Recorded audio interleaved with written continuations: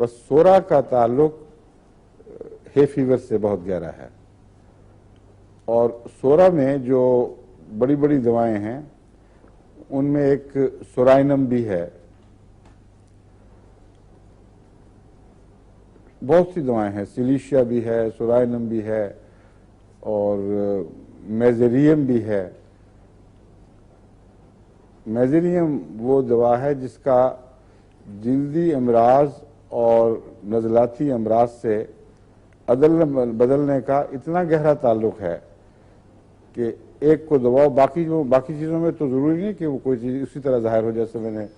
بیان کیا تھا کہ آپ ضرور جب ایگزیما ٹھیک کریں تو اندر ضرور جائے گا۔ ہومیوپیتھک میں اگر ایگزیما ٹھیک ہو تو عام طور پر اندر نہیں جاتا، وہ سوائے اس کے کہ بالکل غلط علاج ہوا ہو۔ مگر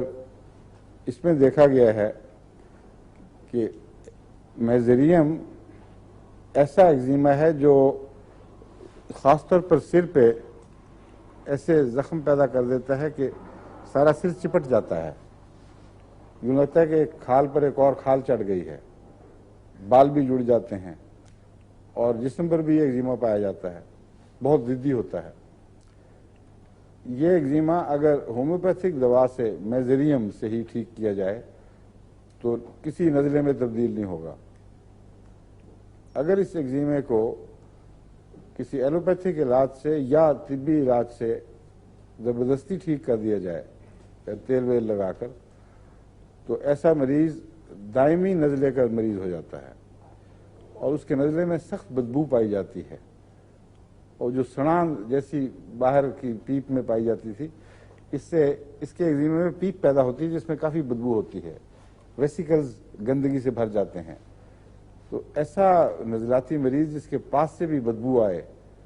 اور جس کو خود بھی زندگی عذاب معلوم ہو، ہر وقت ناک سے سڑان آ رہی ہے اور وہ کسی طرح پیچھا نہیں چھوڑتی، اس کو اگر ایک ڈوز میزریم کی دیں